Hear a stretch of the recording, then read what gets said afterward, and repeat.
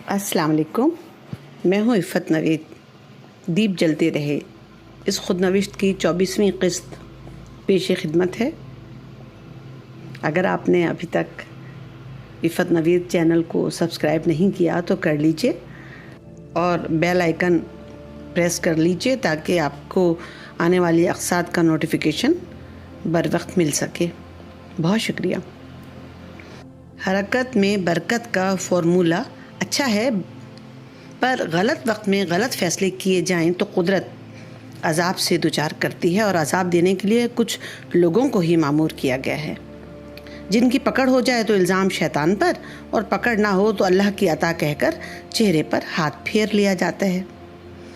اسی روز مکان کی تلاش میں نکل کھڑے ہوئے، سوچا اب مکان لیتے وقت صاف بتا دیں گے کہ ہم شیعہ ہیں۔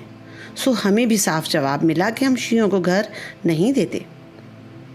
کسی نے ایک گھر کا بتایا جو عنقریب خالی ہونے والا تھا۔ گھر کی اوپری منزل پر علم لگا ہوا تھا۔ ہم خوش ہو گئے۔ انہوں نے ہم سے ہمارے فرقے کے بارے میں پوچھا۔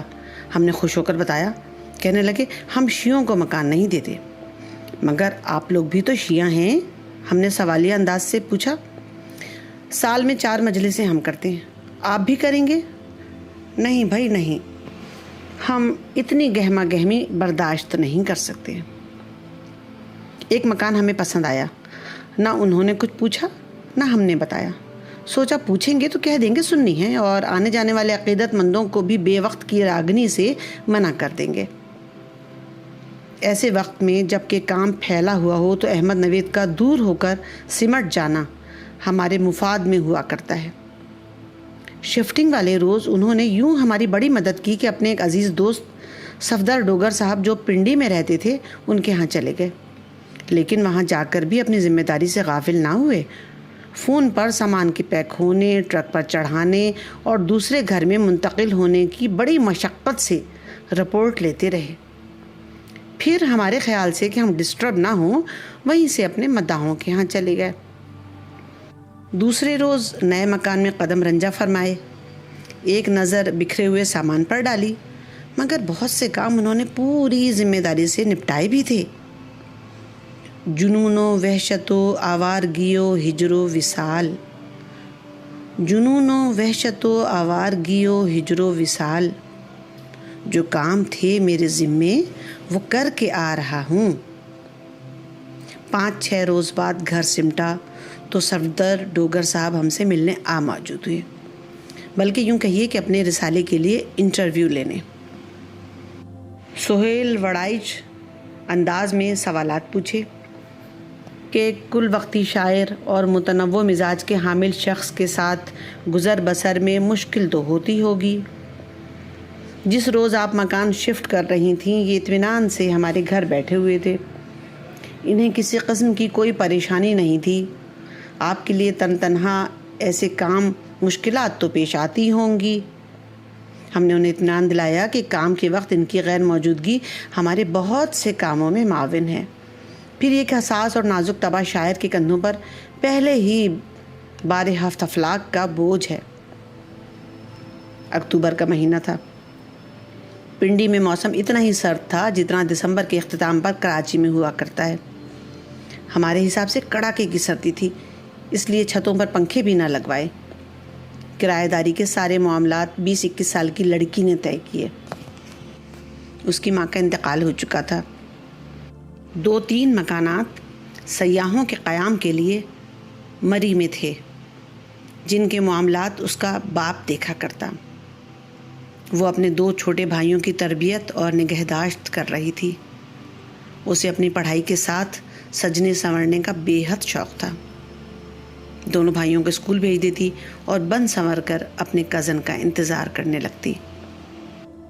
جہاں محبت نے دل گداز کیے ہوں وہاں فرقہ وارانہ نفرت کے پنپنے کو ماحول سازگار نہیں ہوا کرتا۔ اطمینان ہوا کہ یہاں سے بے آبرو ہو کر نکالے نہ جائیں گے۔ کراچی میں ہم نے فون پر ڈاکٹر کی تجویز کردہ انجیکشن کے مضر اثرات بتائے تھے، تب انہوں نے فلوکیٹ کا مشورہ دیا تھا۔ اس وقت نزدیک میڈیکل اسٹور پر صرف ایک ہی فلوکیٹ دستیاب ہو سکا تھا۔ ان کے سونے جاگنے اور گھر میں موجودگی کے اوقات میں یوں بھی تلاطم رہتا ہے، کب سوئیں گے کب جاگیں گے، کب گھر سے نکلیں گے اور کب موجود ہوں گے۔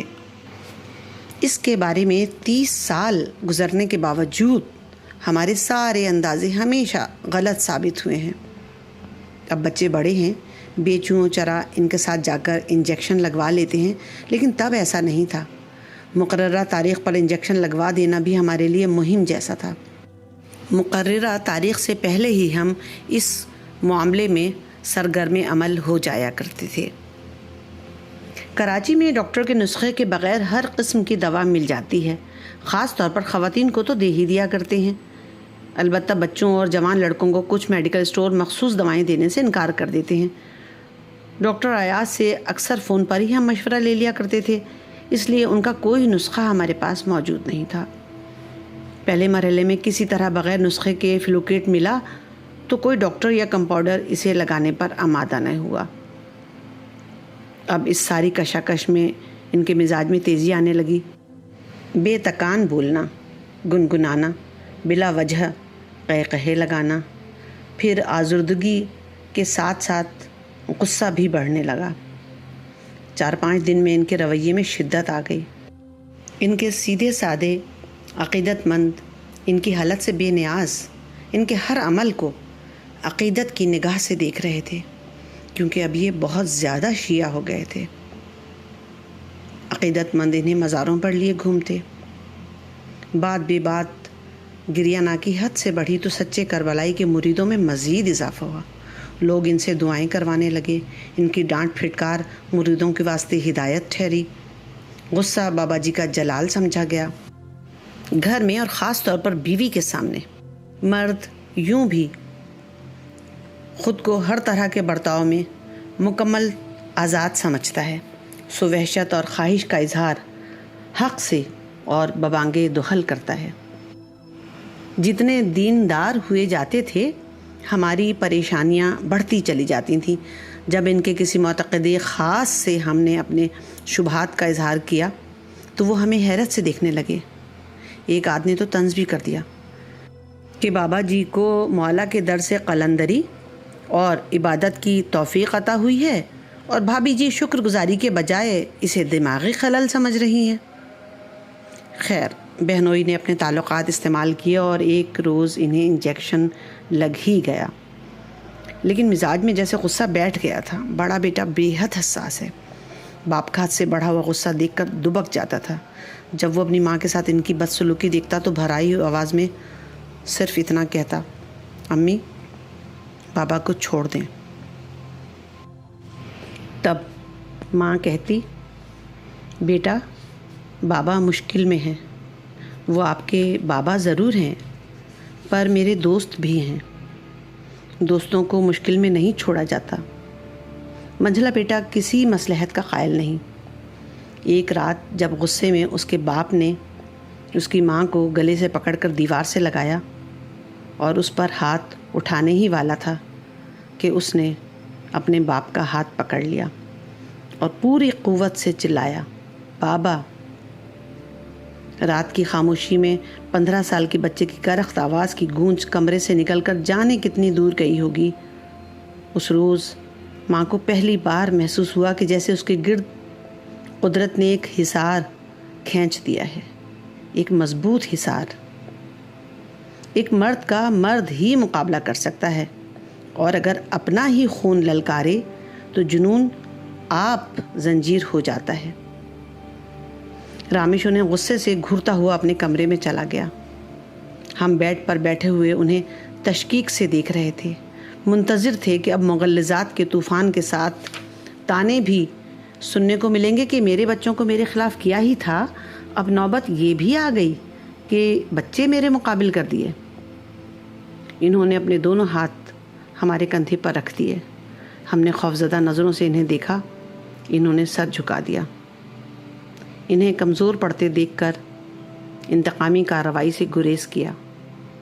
لڑکپن تو تھا نہیں کہ سنگ اٹھاتے، اور اٹھاتے تو سر کی خیر، تاج بھی تو مضروب ہوتا۔